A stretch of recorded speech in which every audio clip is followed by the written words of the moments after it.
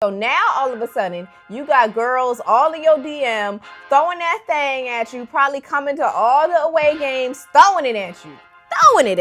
But I think having Meg gave him access to a different type of woman that he didn't have access to before, a savage. And somebody got him, and with the sole purpose of, I'ma fuck Megan up. She think can't nobody take her man from her. Watch this, bitch. Why would you say that? No. That woman was never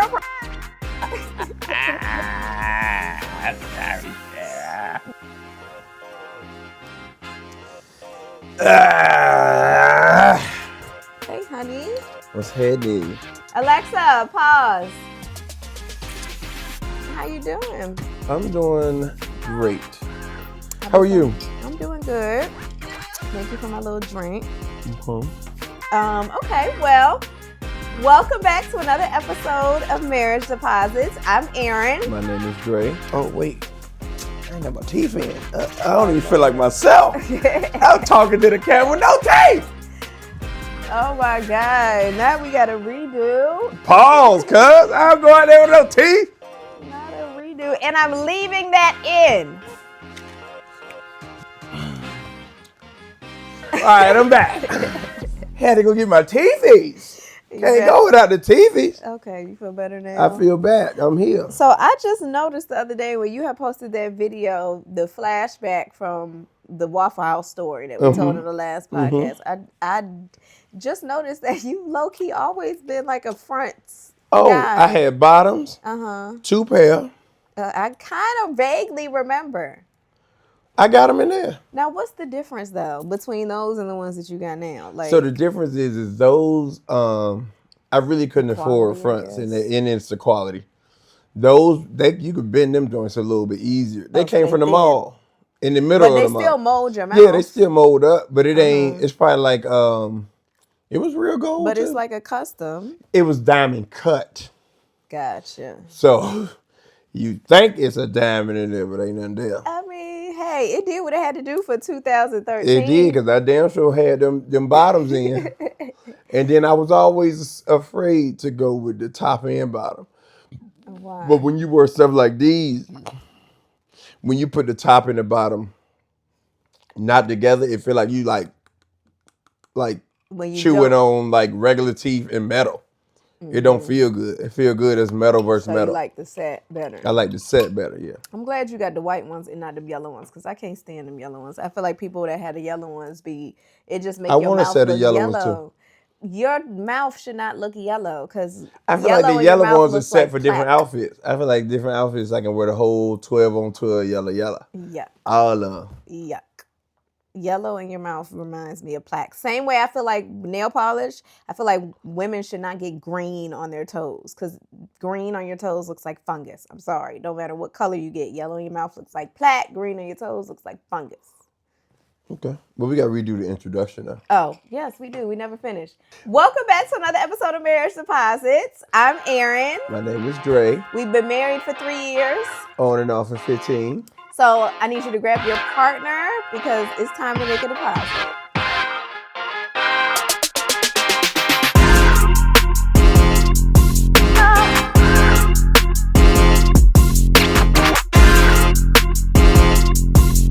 Okay, so let's get into our first topic. Already? Yes, let's do it. We went to go see the Michael Jackson movie yesterday. Oh, and I didn't change. I'm Joe Jackson now. This shit getting tight around here. And I liked it. I want to kind of go through your thoughts on it, because I'm going to be honest with you. I don't know if I got emotional twice during that movie. I mean, I had some down moments. I'm like, oh. But then I'm like, you would have been worse if your dad didn't do that to you. Yeah. You would have just been in the carpet classroom and then grew up not being nothing. Yes, absolutely. But if your daddy pushed that speck of that tism that he had, if he pushed that, you might could turn him into something.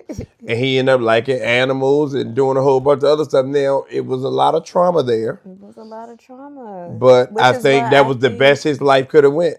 I think he was so gifted, but who else was going to explore that talent? He was going to be on The Voice or something? I think that's why he was a little off, because he had so much trauma, and the people talk about the fact that like he loves children. He built this Neverland Ranch. Like everything he did was centered around kids. They even break it down to his voice, to how his voice is still very childlike and light. It's because there's like a trapped child inside of him that I guess never got to live out. So when he's singing some of his songs, that's his real voice. Never been a victim of pain. Yeah, I noticed that in the movie. That's because what I'm I'm saying. like, you have this such light voice. But then when you was screaming beat it, it's like very loud and like, ah. Yeah. He could scream out. But Yeah, I mean, I want you to get my feet too. Yeah. He was cute. But it was like sometimes he wanted to be a businessman. Like when he was in the meeting, he was like, can I just get him alone? That was deep. Period. What you gonna do? He was the business. And then when he got back home, he'd be like, he might He bite. was the sweetest person. He might bite. He was so sweet. I just felt like this movie gave me a different, I think it's giving everybody a different level of respect for Michael Jackson. Everybody respected him as a great, talented artist. But knowing that, but bro, most people who have respected autism like that are very smart. Very smart. Like they can put a lot of stuff together in their head. And I mean, he just in there banging music out. Like, yo, like beat it. I'm like, how do you write that many hits? He can't stop moving his feet, so he was always going to be a dancer. I just wonder, like, how do you make so many hits back to back to back? How do you have all these ideas? But even when you think about it, even when you listen to his music, he was writing about stuff that is so different. Like when you break down Billie Jean, I don't think he was talking about the kid is not my son. Like it's a random topic to talk about, but I don't think it was a hit. I don't think it was that he was talking about different things. I think he delivered it in a way that everybody could understand. With the music, the beat. Yeah, I think the music related with anybody. We know it's a black man doing this, but he's kind of doing like a rock type. Yes. Rock / because it won't pop. And then a little bit of R&B here and there. Then he'll make sure he get the white people straight. So I think that's what it was. It was just a universal way to put it out, and everybody wanted to be, because he was such himself. That's why I always stress, be yourself. Who cares about what somebody else thinks? Because that man clearly didn't. And you have to be yourself because, I'm going to get deep, but you have to be yourself because honestly, what God has for you is meant for you. It don't matter how weird you are. It don't matter how different you are. It don't matter. Man. Like none of that matters. Imagine that God put Joe Jackson in his life to give him that day, give him that you life. You have to. But I mean, it's up to. But like look how it worked though. Joe was put in his life to get him started, to make him do what he wanted to do, because he knew he probably wasn't going to enjoy going outside because he's not that type of kid. Now, the brothers got pulled into that because I think the brothers were not normal kids. Yeah. No, now, Michael was the only one that was different his whole life. But just like, what if Joe was trying to put it like, look, I let you go with your brothers and let your brothers stick with you. Now that you're getting bigger, you don't want nothing to do with your brothers because now you're outgrowing them because they are normal and you're still wanting to express those. He wants to get bigger. But what I'm saying is, the brothers were making sure he was. Wait, did he need the brothers? No. Yeah. I mean, at the beginning, early he needed the brothers. Yes, you always need him, and I always commend him because you see in the movie that he's like, he never really, he wanted to explore and do his own thing, but he didn't want to abandon his family. Yeah. Like he kept coming back. He kept coming back. He didn't move out the house until until that man was a grown man. But I'd have been out 16. I was about to say something that reminded me of like, oh, you said that God put Joe in his life for a reason. And back when they showed the scene, spoiler alert, if anybody hasn't seen the movie yet, you might want to fast forward till we done talking about this. But when he got burnt, he get burnt in real life. So everything you talking about, they don't got to see the movie to know. I guess. But he didn't. That's true. He didn't want to be there. Joe was pushing him to do this tour. I don't even want to be on this tour, but I'm going to do this tour. But it just goes to show you, like they say, what is the word? what the devil meant for evil, God can take it around and turn it for your good. Like Joe thought he had him because you got this tour. You thought you got me on this tour. Even when when they was in the hospital and the doctor was talking to them and Joe was like, when can he perform again? And the mom was like, your son just got out the ICU. What do you mean when he can perform again? But okay, that kind of set a spark in Michael. Like, I got to be done with my daddy. This is the last straw. Right? I got to go out on my own. Yeah, so even if something so evil can be and be in your life and feel like it has a hold on you, when bad things happen, it's just kind of. I think that's the part that made me emotional, and I was like, God can really turn it around for your good. Yeah, but I mean, he made a star. But like I always ask you, is it worth it to deal with all of that and have a speck of that tism? That was the topic. That was what I had in mind. Like, how do you feel about parents that are like extremely tough on their children, borderline abusive like Joe, but they create these amazing stars? Joe is not the only example. Serena Venus. We saw King Arthur. He was tough. I don't think he was putting belt to ass. He might have been putting belt to ass. They just didn't show it because belt to ass was normal in them days. So he was tough. Matthew Knowles, Beyonce's dad, was tough. Ike Turner. That's not his child. That was not. He inspired greatness from that woman. Not his child. She was singing right. You get beat until you sing it right. No, that was a totally different situation. Oh. But when you are tough like that, I wonder, would the stars be the stars that they are if they didn't have them parents like that? Correct. But I mean, it's possible without it, because look at Chris Brown. It's possible without it, but like we're talking to the max where you're the greatest on earth. Greatest of all time, period. So whatever Joe did, the nigga was doing something had to be right. You had to be forged in the fire in order for you to develop into the king of pop that you became. Yeah, let me ask you this. But the problem was this, but I don't think that Joe was doing that on purpose. Because when Michael started changing his life and changing his nose and stuff, he didn't like it. Because Joe didn't know that he had scarred him that bad. But I think it's kind of like one of them things where, okay, yeah, I scarred you that bad. I'm hoping you'll come back, but you got the money. But I made you. He always felt like that. I made you. He always felt like that. And I guess a little bit of that is like, nigga, I like really made you. Not only did I create you, yeah, I pushed you to make you too. And now that created trauma, but now you fire me. So it's like, bro. Question: do you think Joe died a happy man?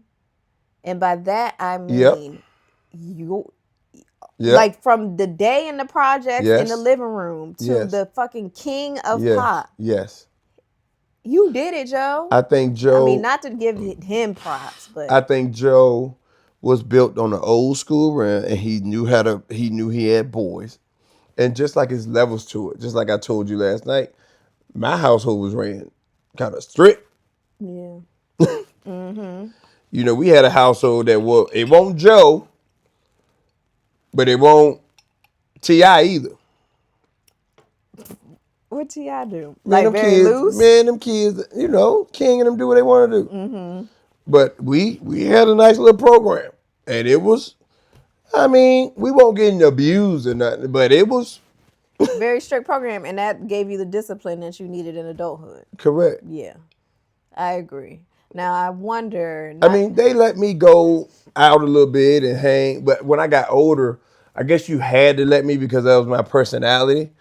But in a sense, I had a boundary that I knew I wouldn't cross. Like in regards to like respecting your family? Set them in the corner like this so you can just grab them when you're ready. I know. They usually sit there, but I don't want to mess them up and bend them. But yeah, so, I mean, so it's a thin line. And now I think the challenge for us is... oh, hold on. Money and fame still don't buy real happiness. He was very miserable.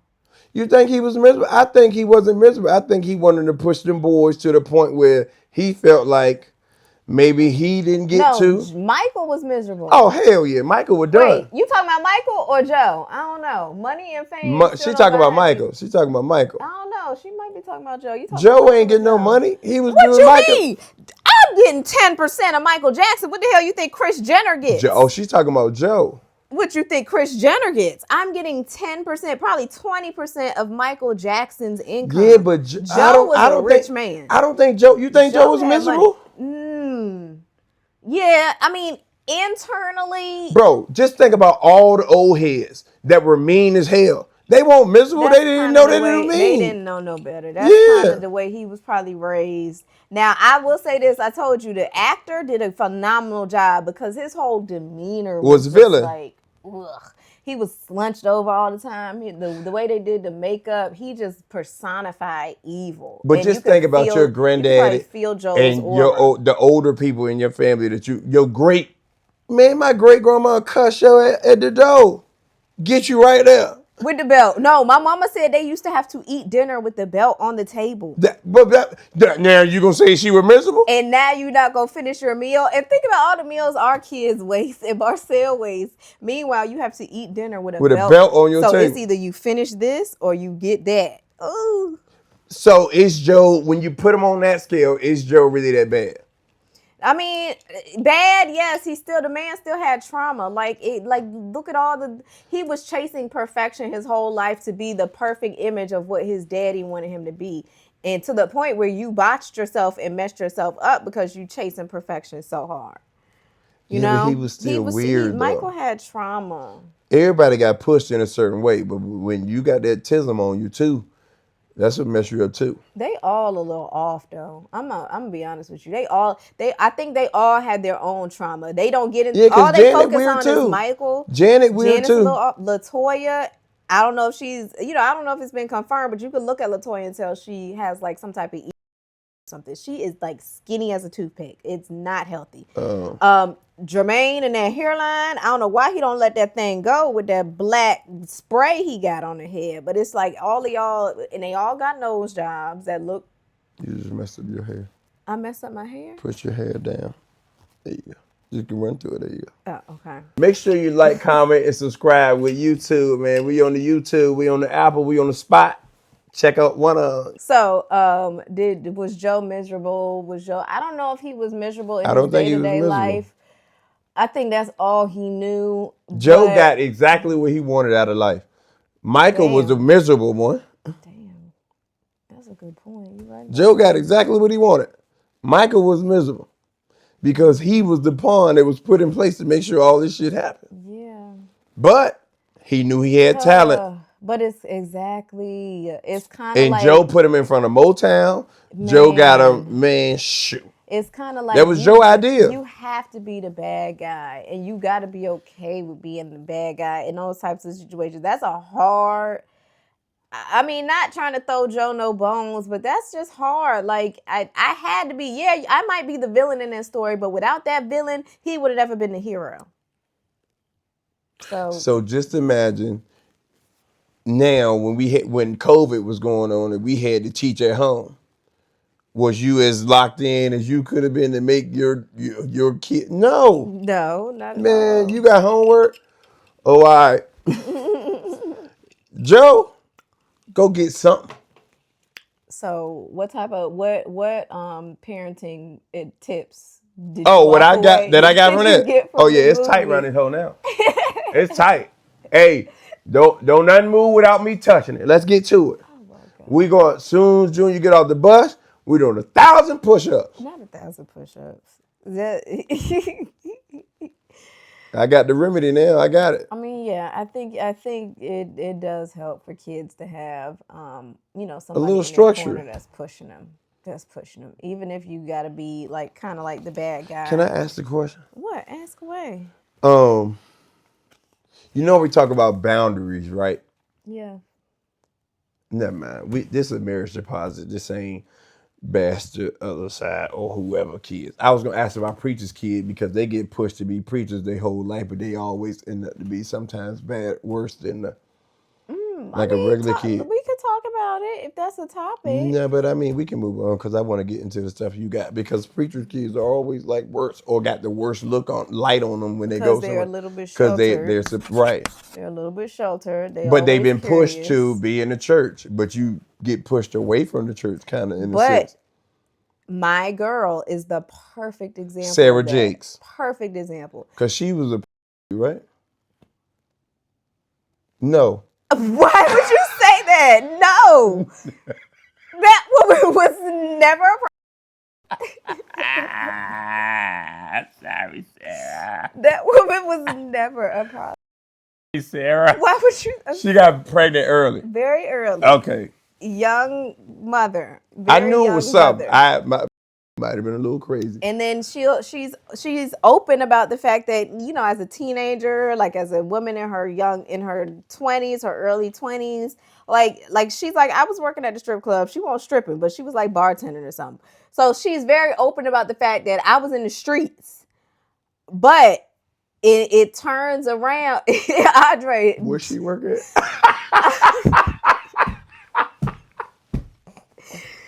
When she said that on the pole. Did she say that? No, she was not on did the she pole. Not? Did she say she worked at the strip club?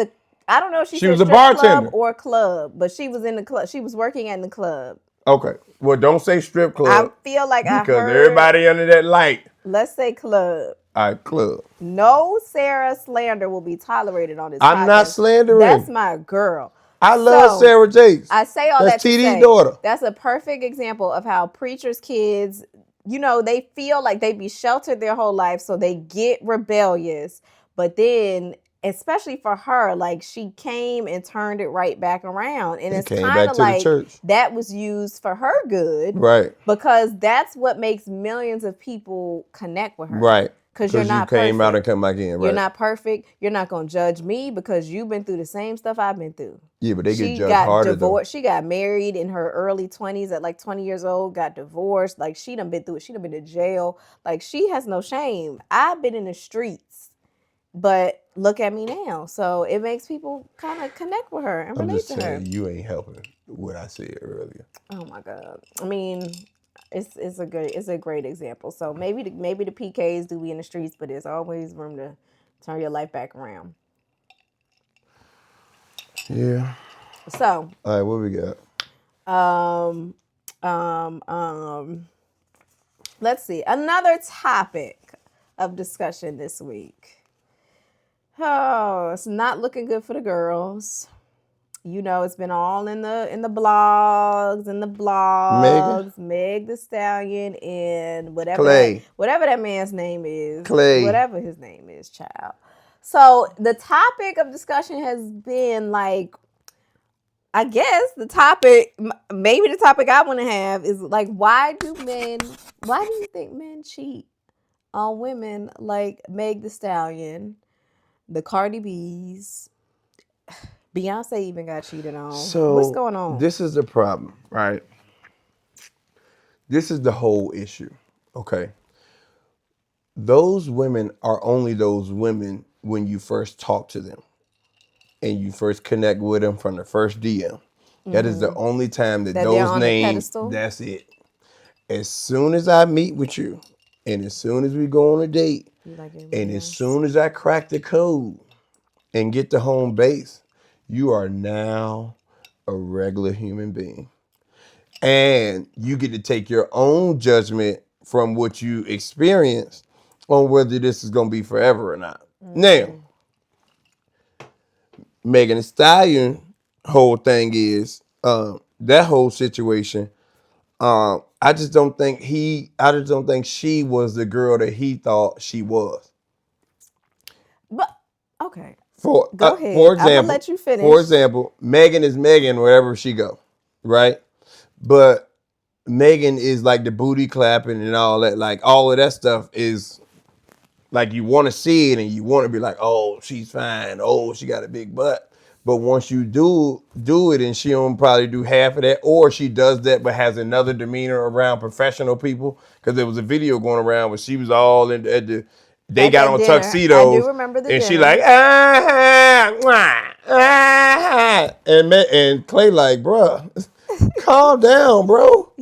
Like you drunk. Like cool out. So my thing is, yeah, he probably didn't want to be the bad guy because Clay don't look like nobody that will tell somebody about themselves because he probably not used to that kind of microscope on his relationships at all. Because it's Clay Thompson. We talking about a good shooter. He probably stayed at the gym and shot the ball his whole life. He looks We weird. know Clay wasn't the top of his class in high school. Won't top picked either. Probably wasn't top pick, but he was light skinned, so he gonna get some picks. He light And skinned. he's tall. Yeah, he tall. And he got a future. He's the Carl that comes through the door. Carl? Who's Carl? The collar shirt, the guy you want your daughter to date. Oh, Clay's yes. gonna be a great guy when he grows up.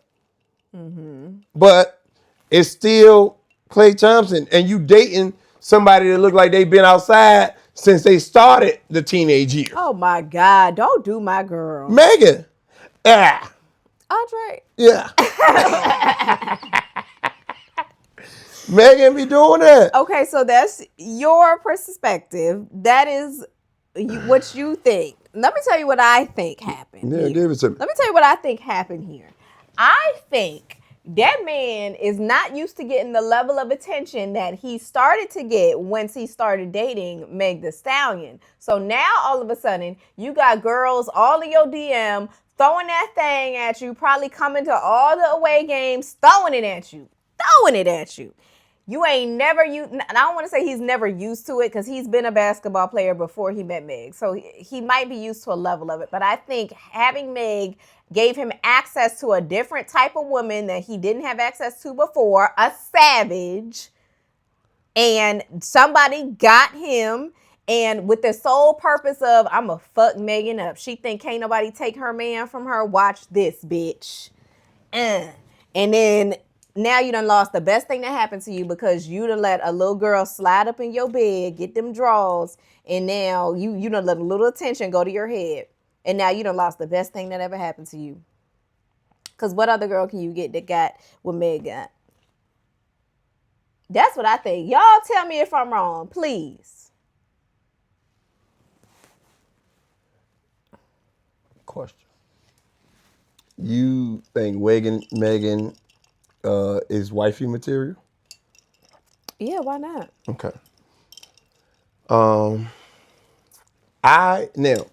I somewhat agree with that. Okay. I feel like it's a mixture of both. Okay. But I also feel like Megan ain't somebody that you cuff up. Why not? Why? What makes you feel that way? Because you've been playing in the industry too long.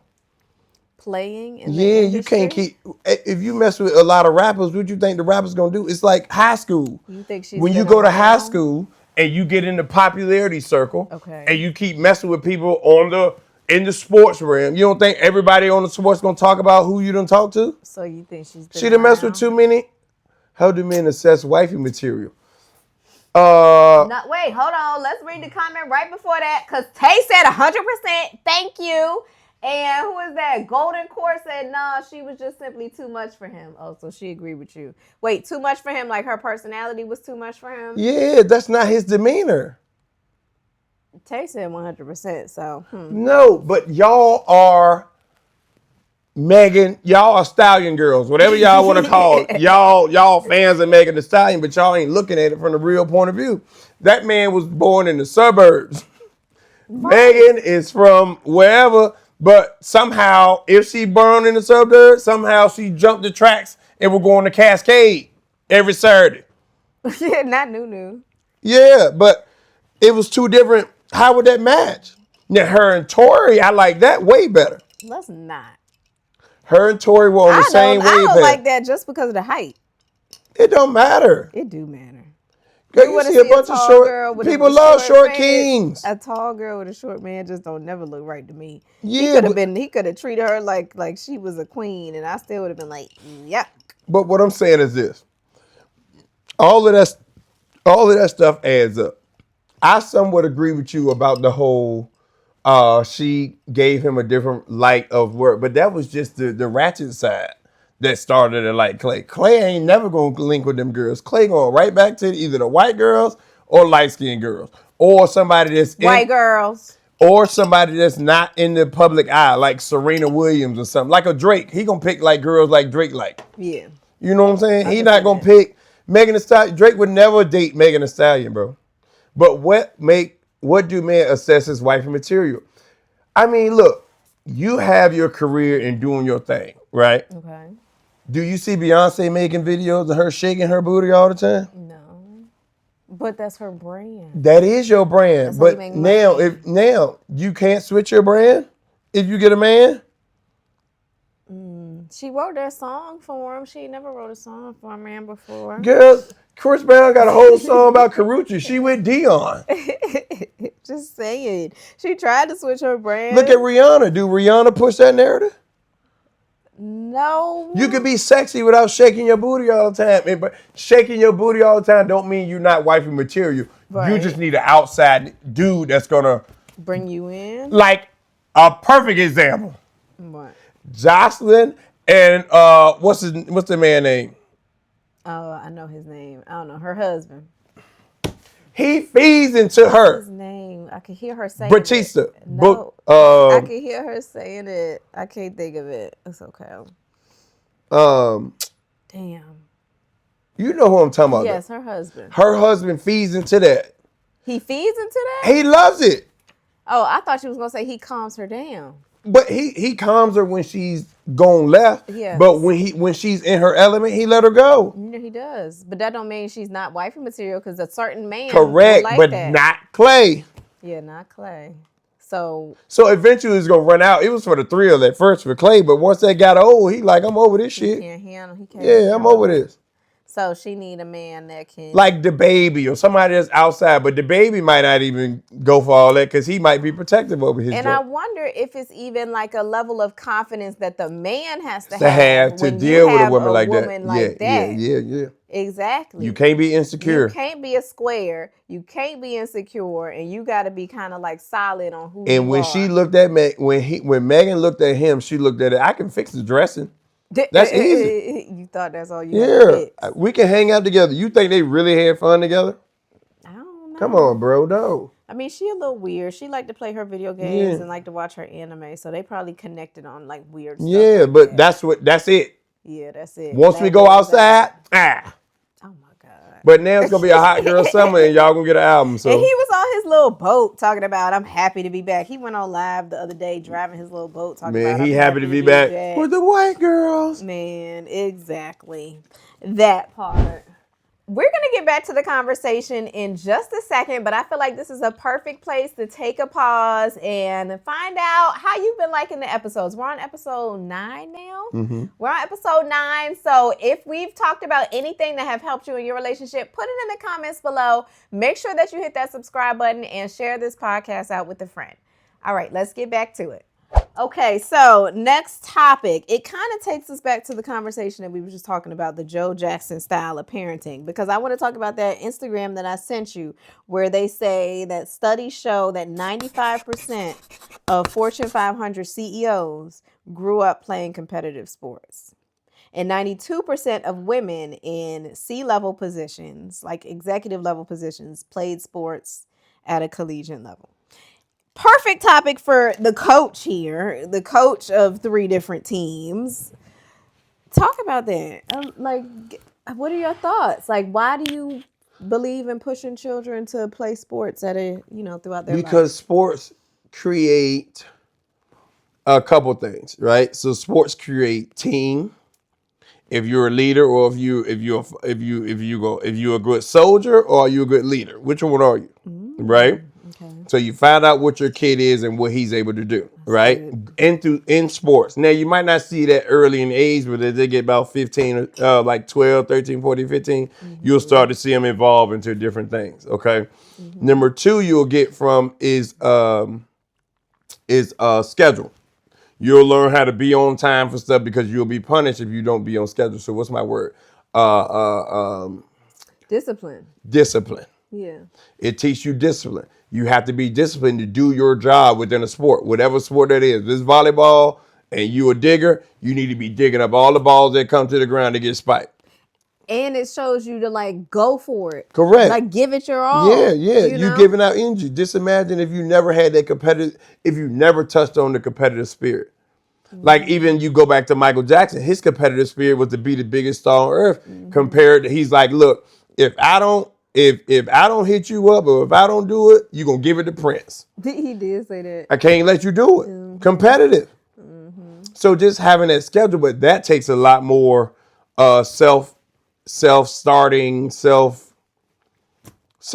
stuff when you are like an independent rapper or singer. You got to put that in yourself. But a sport allows you to have some kind of guidance from somebody else to learn discipline. Right. That makes sense. So that's why when you think about high fortune companies and you think about people that are from sports, especially at a collegiate level. Especially at a collegiate level. If you can play a sport at a collegiate level, you ready for anything out there to do in life when it comes to like something being too hard. Because it's turned up to the highest degree. It's you going from 0 to 100 in that sport.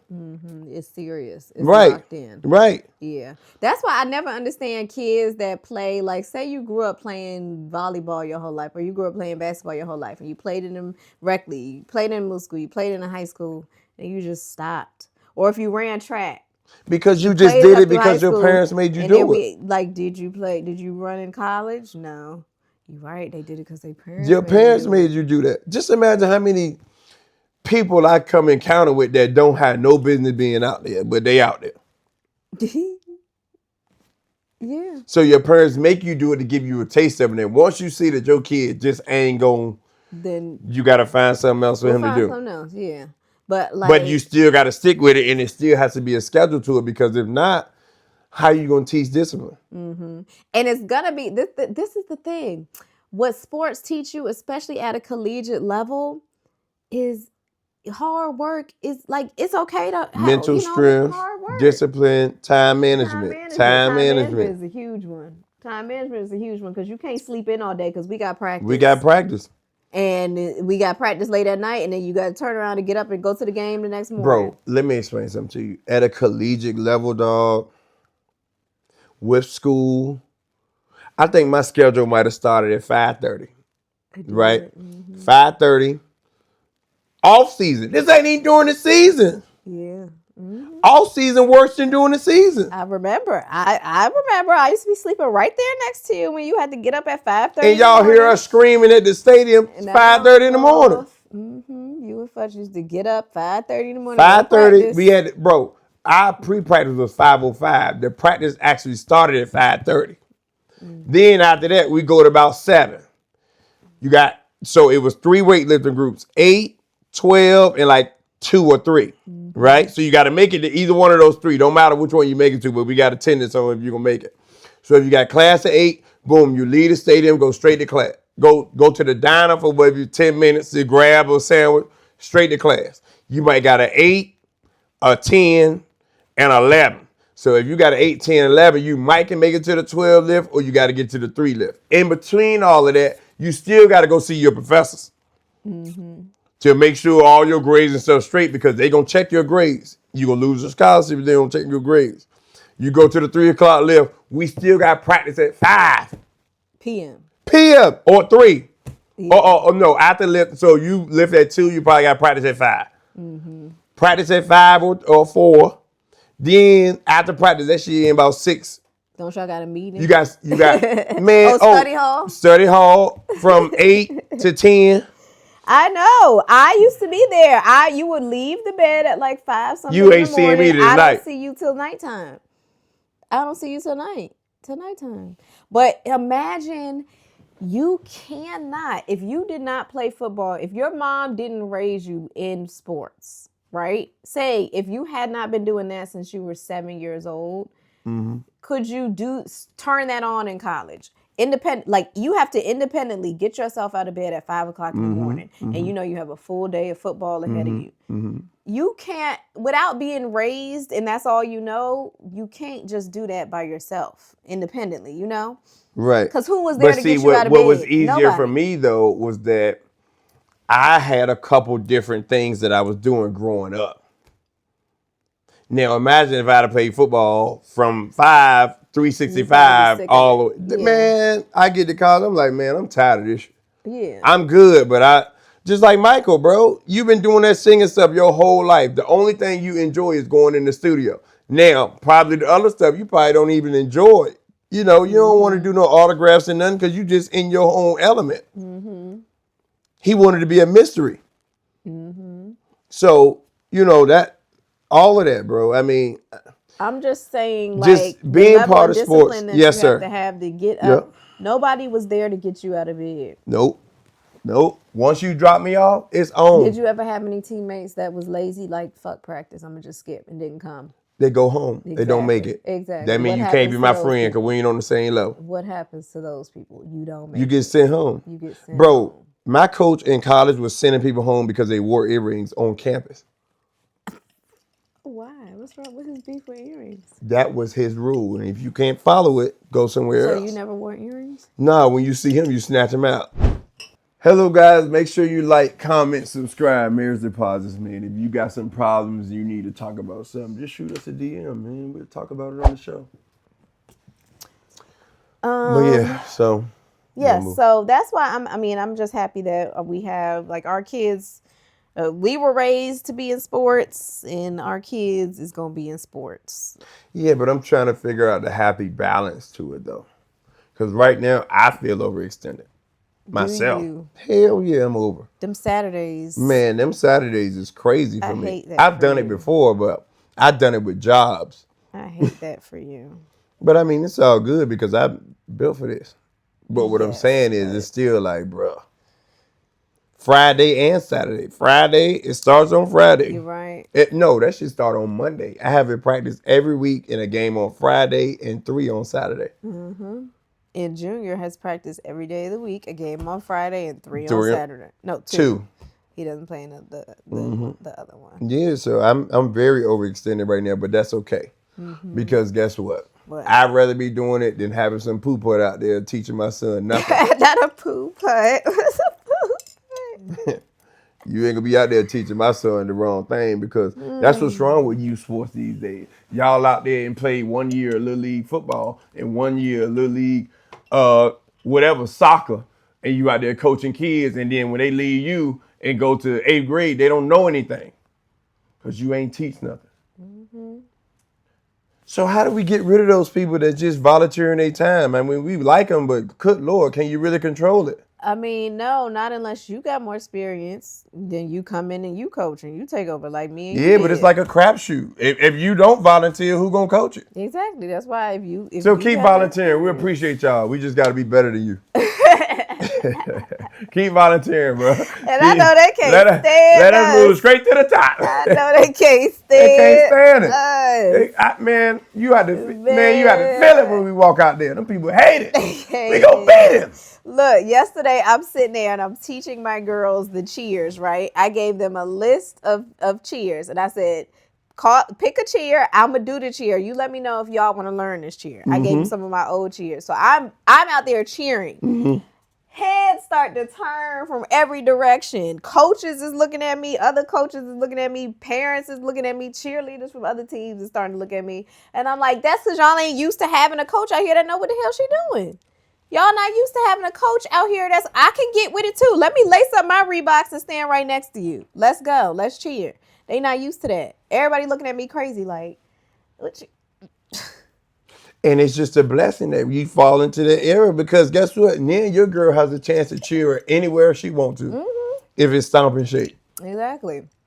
You see what I'm saying? But you are able to give those kids the knowledge because guess what? When I was coming up, I had good quality coaches. Now, I think I had good quality coaches at what they knew. I don't think I had good quality coaches to teach me techniques on what about to do. You know, I don't think I had a good somebody to say, all right, stagger your feet, read step. I had somebody to tell me, all right, we're gonna run this play, set it up the next play so you can be open. Rather than teach me the game. That makes sense? I guess. Anyway. I don't know. I get something like that. But yeah.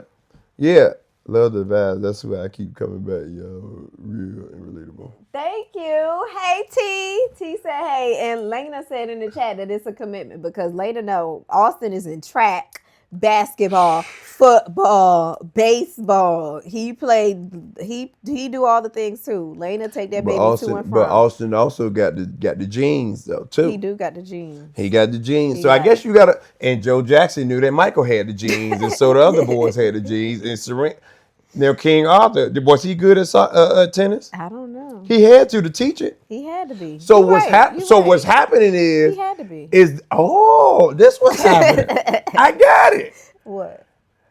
They don't coach. They coach their kid. They coach. They don't care about nobody else's kids. Let me coach my own damn kids to be the best in the world, and they gonna come and compete against you on a Tuesday and beat the hell out of you.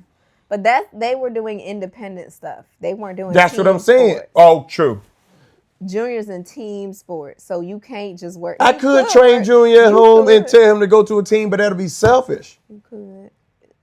But does it matter? Can you be selfish with your kid? I mean, yes. Yeah, why not? Yeah, but Junior's only going to get as good as his team going to get because you still got to poop-putt coaching. No. Oh, you're talking about if you didn't coach? Yeah. Yeah, no, you still got to coach. I still got to coach. You still have to coach. I'm just saying you could put in a little extra work on in the evenings with Junior outside of practice, and then by the time y'all come to practice, it's already, like, he already got it. I guess. Speaking of, I need to work with Carmen on them shakes from yesterday. Joe Jackson, put the belt in front of her and then work on the shake. And you better get this your shake. Your ass gonna be shaking outside of your hip. Put the belt on the floor. Exactly. Okay, so let's get into our deposit topic of the week. All right, so this topic came because I posted a video yesterday that had me reminiscing. It's on the same line of the sports.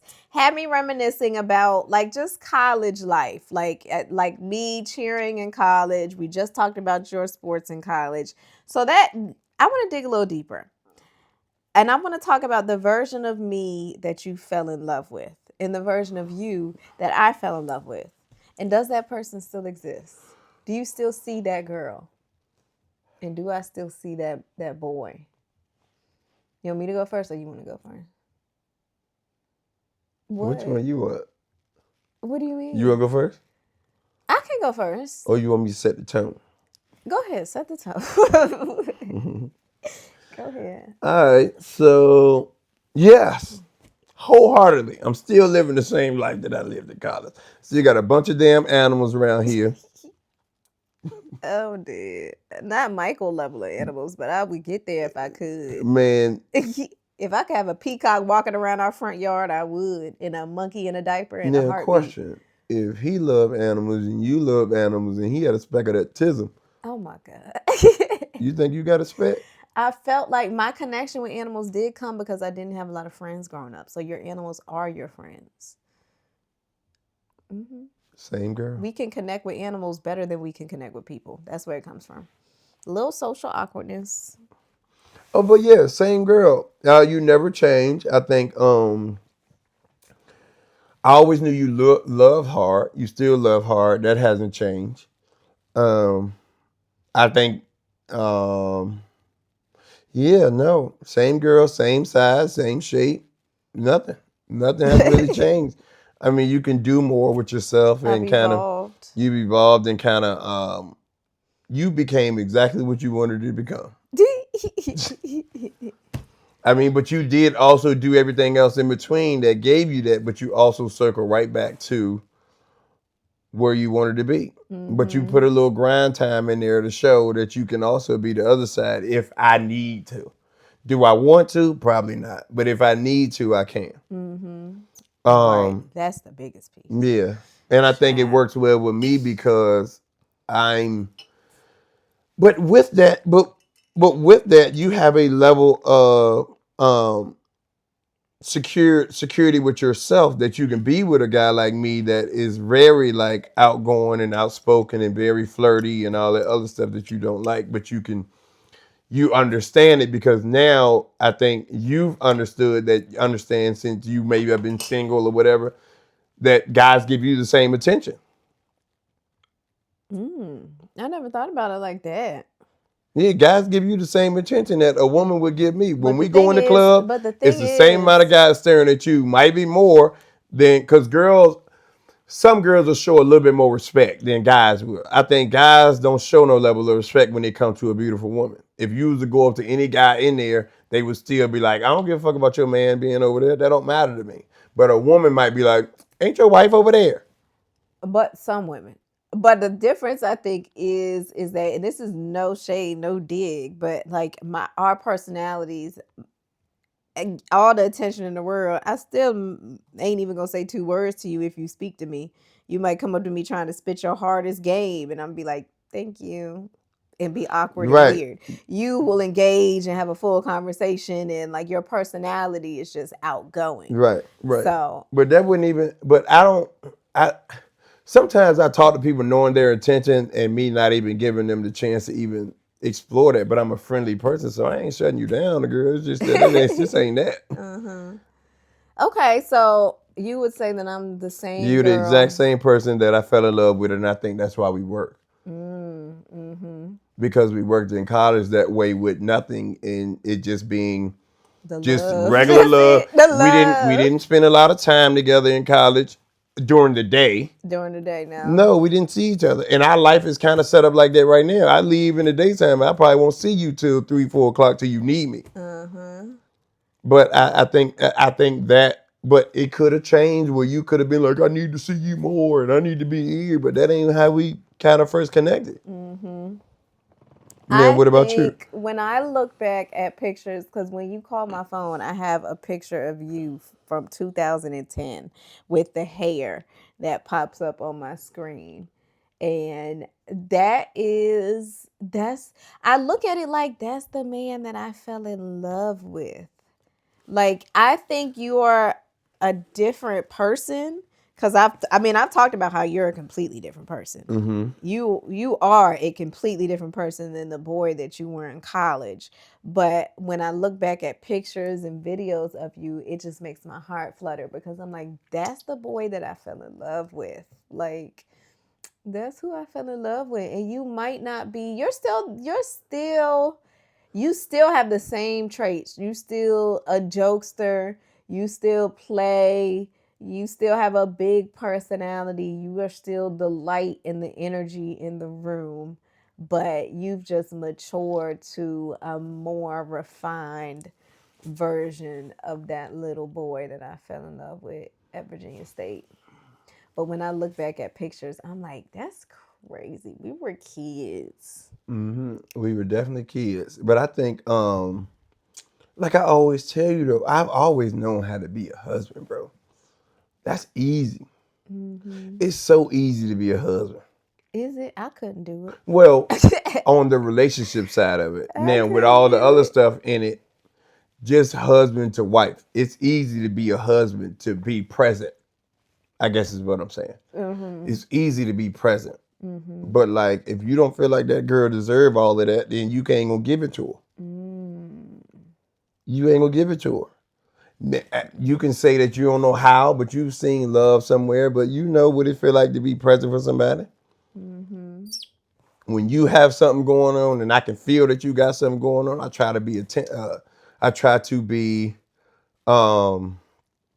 like think ahead. I try to think ahead of what you would need me to do and try to do it for you to take some of that weight off your plate. Right. So if you ain't willing to do that, because that's what marriage is, right? Marriage is kind of being the better half of what your partner lacking. So being the better half to what your partner lacking creates you to be a good husband. Same for being a wife. Correct. It all goes back to serving. Do you know how to serve your partner? Can you serve your partner? Like, just think about how you feel when you at like a 5-star restaurant and the service is top tier. Wouldn't you want that all the time? Yeah. But if you're a bad waitress, then like, it's everybody's experience it. It's like, bro, I would never come back here because I don't want the bad service. So if you got a bad man that treats you terrible, why would you want to keep staying if you won't go back to a restaurant that gives you bad service? Because some people are scared to leave the restaurant because they don't know if the next restaurant they go to is going to be better or worse. Yeah, but you got, I mean, if I'm getting my ass whooped in here, it only can get a little better. I may not get beat, but he may yell at me. Cool. I take that. I'm getting better. I mean, not even that. Like, what if he just ain't shit, ain't doing nothing for you, ain't taking care of you, ain't providing for you, lazy, not helpful. But does that go? That goes back to the video I made. What about what's your expectation? You have to you mean communicating? You got to communicate what you need him to do, because everybody might not see it as lazy if you just pay the bills. Mm-hmm. Now you got to give him what your expectation is. Mm-hmm. So with the expectation, you got to actually engage in what's going on. Like what's going on in the house? What do you see wrong? Right. Let's fix it. So that was another topic. I don't know if I wanted to. There's a conversation that I saw happening online. Men that are not knowing versus not doing. Okay. It could be a man just doesn't know what to do, how to be a good husband, how to be a provider, or how to be a father, versus him just choosing not to do it. Mm-hmm. So, do you think he would do that for somebody? I don't know. If he don't know, he can't. Say if you weren't raised to take out the trash. If your mama never taught you, when you see that trash can over there is full, I need you to take that trash out. Or if your mama allowed you to sit and play video games all day when you were a kid, so go back to and you never can't played raise a sport, man. Can't raise a man. And you never played a sport growing up. Yeah, you don't know what. Yeah. You don't know.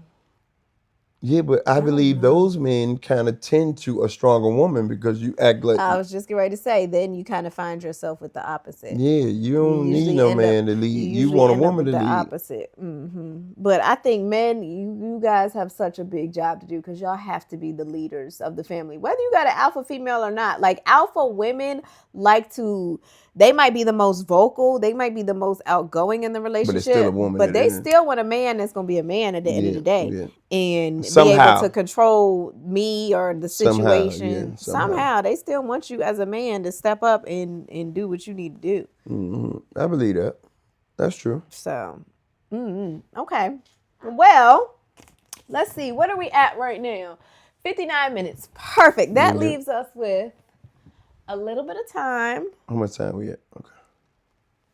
That leaves us with a little bit of time to play a little game. This game is sponsored by Claude. Well, it's not really sponsored by Claude. This game was created by Claude. You know, I'm trying to switch over and be more mindful. So, this is I don't know what I want to call it. The King of Pop game. Michael Jackson trivia, okay? Do we want to, it's 10 questions. I should have said give me 20 questions so we can both answer 10. Because I want to answer some questions too. Do 5 and 5. Okay, perfect. What year was the Thriller album released? I have no idea. Do you know that? I guess either one of us can answer. 1986. I was going to say 88. I don't know. But let's find out. 82. What'd I say? 86. What'd you say? 88. I win. Your team won. I'll give you a point. Look, Claude even sets it up so you can give the other person points. Yeah. Go, Claude. Next question. Billie Jean, finish the lyrics. Billie Jean is not my blank. Lover, she's just a girl that high in the world. But the kid is not my son. What, like, I really. What kid though? He's talking about that little white boy. Know. He's talking about that little white boy. He's not talking about. I really want to know, like, Michael, what was you talking about? He's talking about that little white boy. That? I would love to know. He's talking about that little white boy. Cause that white boy, that little boy ain't had no vitiligo, did he? All of his kids are white. He has 3 kids. They're all Caucasian. That's IVF. What's the name of MJ's famous California ranch? The Bunny Ranch. Neverland. Neverland Who the Ranch. bunny ranch? That's Lamar, ain't That it? is where Lamar OD. Dang. This is easy. Finish the lyric. Oh, this is easy. Hold on. Don't stop till you get blank. Enough. Yes. That was from 1979. Off the Wall. Golly, Michael was old. How many Grammy Awards did MJ win in a single night for Thriller? Oh, this is a 5. 8 Damn. in one single night, which was the record at that time. 8 Grammys for Thriller. Go, Mike. Annie, are you okay? Are you okay? Blank. Annie. Yes, that's easy. Come on, Claude. We need a little bit more challenging ones on the lyrics. What childhood group was Michael Jackson a part of before he went solo? Hey, bro. Boo. Hey, bro. What? You ain't sort through these. Beat it, beat it. No one wants to be It. defeated. Really? I never knew that. Beat it, beat it, beat Oh, it. yeah. No one wants to No be. one No, I wants thought to he be said. defeated. Man, I said no one wants to be Beat the it, king. beat it. What did you say? The king. Be the king? I repeated it. I said no one wants to beat it, beat it. Babe, Okay. I think we should do one of our questions. Okay, go ahead. I only have 2 more of these. Yeah, they're easy. You can answer them yourself. Oh, what iconic dance move did he debut on TV? He debuted the moonwalk on TV in 1983. Bro, we already knew that. And I'm starting with the what in the mirror? Man. All right. Okay, go ahead. Do one of your questions. All right, let's see. All right. Let's get into marriage deposit see question. right up there the whole time. Let's get back into marriage deposits. Dang. All right. Marriage deposit. Let's make a deposit, honey. Okay. What part of our marriage feels the strongest right now, and what helped build that? Oh, the strongest. I think for me, hands down, is communication. To me, our communication feels the strongest because there's really one, I feel like we communicate about everything. 2, I feel like we've learned each other and we've learned each other's ticks. Like we've learned kind of like what frustrates the other person. We've learned how to be able to judge if the other person your mood is off. And the way that we kind of just stay locked in is by talking. That's what I was saying. I would definitely say, I want to use a different one because communication probably would be number 1. But I think,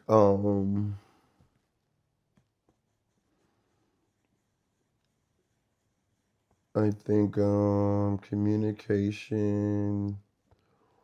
I think, I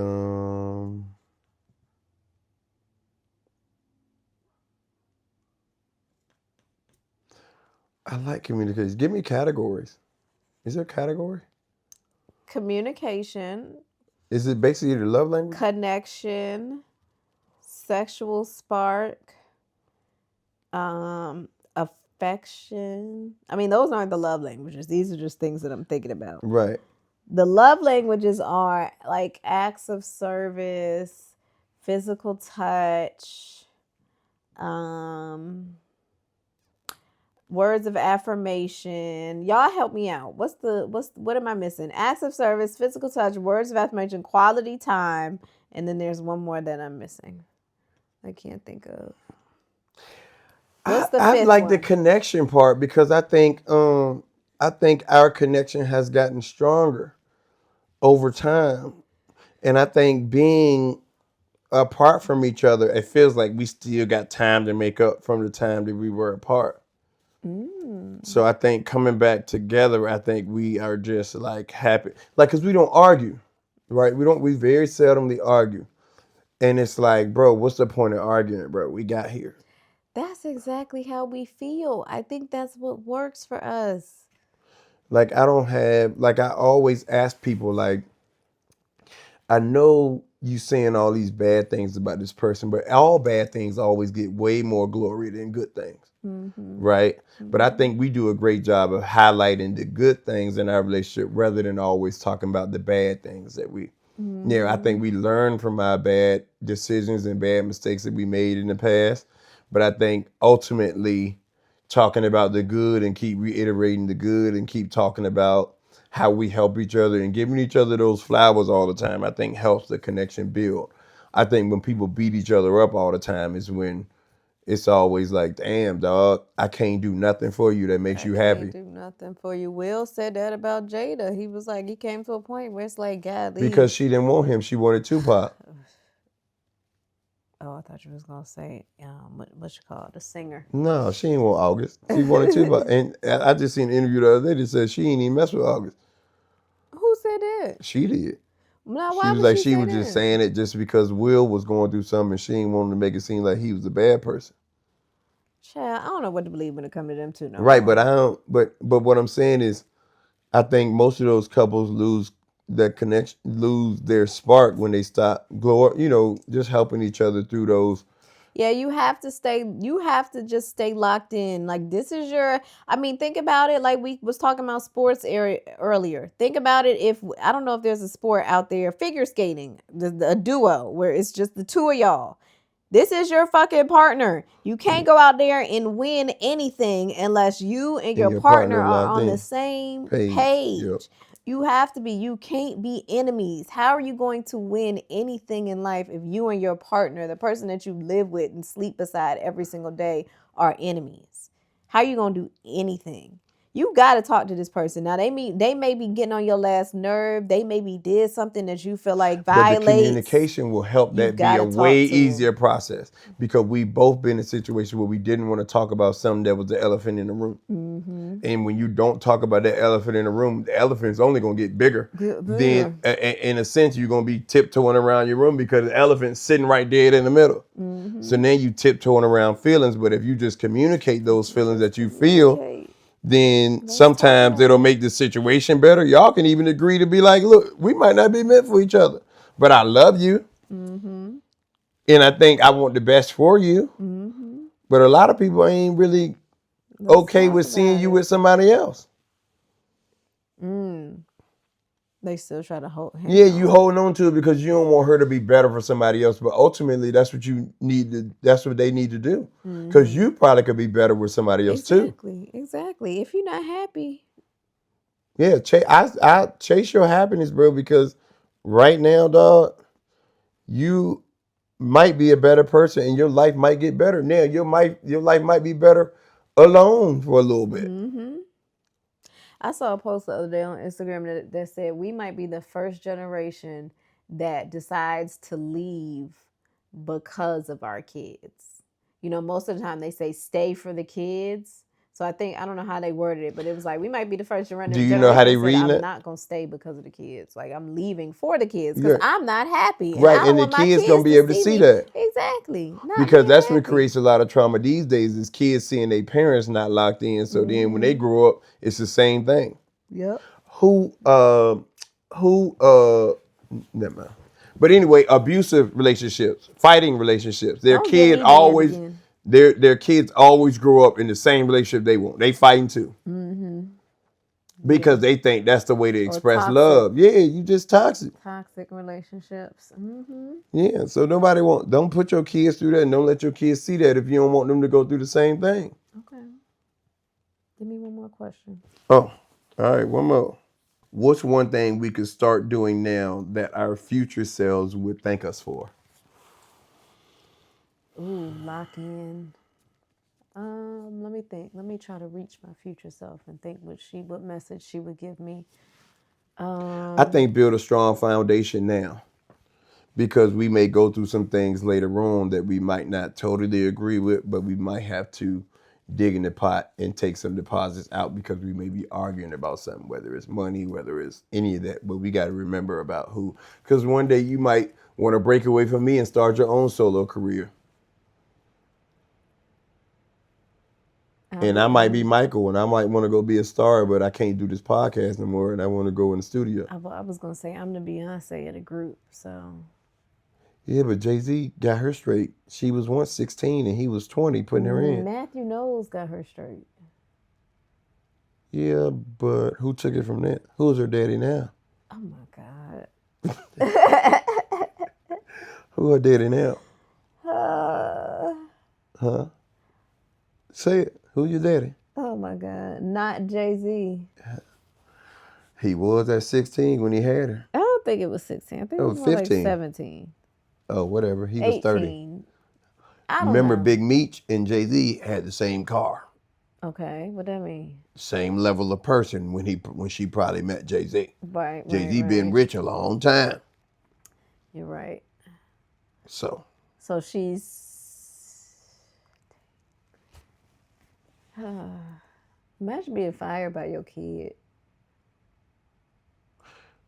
I could imagine because he had everything. Joe was being greedy. Joe had the house and everything. He just wanted control of them boys' life the rest of their life. I'm talking about even Beyonce. At one point in time, Beyonce had to fire her father. Yeah, and signed to Jay-Z. Oh my gosh. Okay, what was the question? How can what do our future self would appreciate for that we did today? I said foundation. Keep making those deposits every day. Keep making it stronger. And you know what? Another moment that I had, I don't know what made me have this moment in the Michael Jackson movie. I don't know what made me have this moment. But I have to learn how to be, and I'm being intentional with saying how grateful I am with just what I have now. If I don't get nothing else, as much as I want everything else that we talk about, as much as I want that, like, you kind of got to be like, just look at your life now. Look at the things that you're blessed with and that you have right now. Look at your day-to-day life, your kids, your marriage, your job, what you do for work. It's pretty good. So as much as you want more, like, just kind of take a second and be like, you know what? This is the life that I once prayed for. So just sit in that and be grateful for that, while at the same time shooting for the stars. Mm-hmm. And another backstory on that to piggyback off of that is I learned in college how to chase greatness. With sports? Because growing up, I've always been like by myself, kind of, sort of. I had teammates, but nobody was ever like, I ain't had 8 5-stars on my team. Mm-hmm. You know what I'm saying? Shit, I was a 1-star, 2-star because of my location. Mm-hmm. You know what I'm saying? But when I got to college, I was surrounded by other athletes that were also good in their community. And I remember just having a losing attitude. A lot of people just have a losing attitude. Mm. So if you just turn your switch over to not having a losing attitude and make it always something positive, a lot of times you will get something great out of that. Mm-hmm. Because a losing mentality is contagious, bro. And it'll rub off on everybody around you. It does. And if you have a losing mentality, sometimes that mentality can't get you further in life because you're always thinking negative. So can I ask you this question? Hold on, wait. I'm going to finish my thought first. So in life, the reason I think we're okay right now, but I've always strived to go every year to get better each year. Mm-hmm. Each year I'm chasing a CIAA championship, starting in January. December, I need a championship. Mm. I got to go get it. Mm. Every year I attack like that. How can I get better this year? And I think that's how my college was. When I first got there, I saw a glimpse of a championship. We couldn't get it because we didn't have the team. The next year, boom, was better. I was better. I get hurt. No, I played a little bit. Third year, you saw a glimpse of what I could be as a senior. Mm-hmm. Third year, I get hurt. Automatically, God says, sit you down. I need you to get better in your mental. I need you to get better as a player. Sit you down, work out for a year, chill. Junior year, Scott come. Now I got somebody that's seen the greater side of what sports can give you and give it to you here at a way more advanced level than we've been taught. Because now we have the resources. We went from 4 coaches to 12 coaches now. Oh, wow. So now we got 12 coaches. Now we're being taught I'm getting out of I semi lost the losing mindset, but when you start to see failure every time you get there and you're like, damn, I can't win it. I can't win it. I can't win it. Then you get somebody that's going to push you to win it and learn how to win it. A lot of it could have been my mentality. That was going to be my question. You said you had a losing spirit. So like, I was going to ask you, how did you get out of that mental? I got cussed out. What was the mental clarity for you? Like, you know what? I got cussed out. Bad. Somebody was hard on you. A one-on-one or in front of everybody? It was in the moment. It was in the moment. I'll never forget it. Coming back from Fayetteville, we were down 34-12. This is my junior year. Okay. We just got the best quarterback that we supposed to got. Okay. First half, he was a little rusty. And we had just came off of a loss in New York. So now we 0-1. Going into Fayetteville down 34-12 at the halftime. I say my exact words was, here go this shit go again, bro. We about to fucking lose again. And my coach heard me. He said, "Did you ever see you say that bullshit again? I swear to God." That's it? That's all it took? Nah, he fucking laid it on. He was like, "But what the fuck? Like, I need you with me, dog. Like, what are you doing?" Yeah. Like, if you checking out right now. You made up in your mind that we're going to lose this game and we're going to lose this game. You checked out. Yeah. I need you to check back in. And we won the game. I was about to say, did y'all win? And we won. They didn't get past the 50 after that. We won like 37-34. But you know the hard part is about sports and football, everybody on the field has to have the same never give up mentality. Correct. But if the leader doesn't have it, a lot of people, it'll rub off on. Oh, God, don't get me fucking started. If the leader doesn't have the winning mentality, then it's going to trickle down eventually. There were certain sports I had winning mentality in, but football wasn't one of them. But that was the one I was best in. Well, not really. Winning mentality in football. Because if you lose your whole life in that sport, it's like, now I won in Little League, got to high school, forget it. I had great stats in high school, but we didn't win. We were okay. We won the games we were supposed to win. And for our little bragging rights in Franklin, but that ain't winning to me. Yeah. So I guess some kids leave high school with 4 or 5 state championships.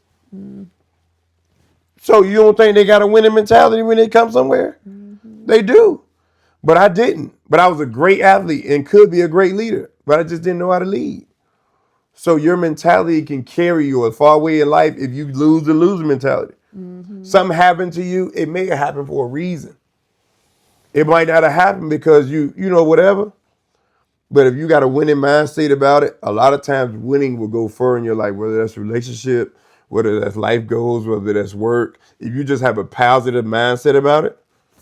Yeah. Just think about the positive person at McDonald's. It makes the experience so much better. Yes, and it's power in. I was listening to something this morning, and it's like your brain is so powerful. Like, you have to believe. If you believe it, whatever it is that you believe, that's what it's gonna be. If you believe that you can't do it, then you won't. You ain't gonna do it. If you believe that you can do it, then you will. Yeah. And don't be comfortable. Go get it. Whatever it is, bro. Whatever you see and whatever you aspire. A lot of people inspire about being millionaires and all this other stuff, but don't got to work at it to be it. How you expect you gonna be a millionaire? Everything costs work. It has to. You got to have audacity. Everything. I listen to a lot of millionaires talk and go on podcasts. The one thing that they have is just the audacity to do it. And the drive. And the drive. Somebody said, this one girl said, the only thing that separates a millionaire from a regular person is just that I just did it a little bit longer than the last guy that gave up. That's it. I just did it a little bit longer. And if you got it the wrong way and you don't believe in yourself and somehow you fell into some money, those are the people that don't keep it. Yep. So I think that was a great deposit for today. Great way to end the marriage deposit. Hey guys, we want to thank you for tuning in to Marriage Deposits, man. We on Apple, Spotify, and YouTube.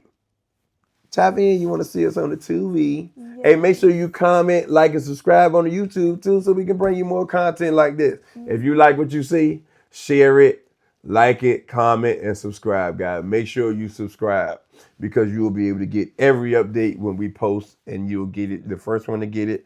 Any of you got any questions, please engage with us because I like digging into other people, stuff and resumes and try to figure out. I would love for y'all to come on live and talk to us about your relationship. I leave this with y'all women. A lot of y'all need a one-up on a man, but you don't need that one-up. Sometimes you just need to separate yourself. Missed out. Thanks for watching, guys.